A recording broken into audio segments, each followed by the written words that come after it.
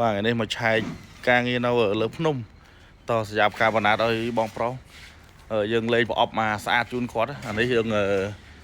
ការបណាត់លេខសាច់លេខ1បាញ់ឆ្នាំពណ៌សការបណាត់ពណ៌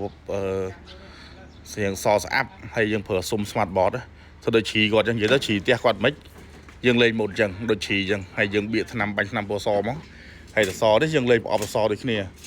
ឲ្យដូចជាមួយនឹងសសរផ្ទះគាត់ហើយពីក្រោមយើងលេងពីដានបិទចិត្តមកនិយាយទៅ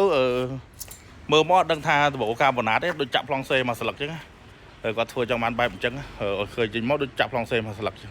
ឥឡូវយើងតុបតែងវារួចរាល់អស់ហើយនៅថាអានេះនៅកាត់ចេញអាសនេះកាត់ចេញហើយប្រអប់យើងសសរយើងក៏បាញ់រួចរាល់អស់ដែរខាងក្នុងនេះការងារនេះវាភ្លៀងព្រឹកវិញភ្លៀងសោសតបត់បៀតកើត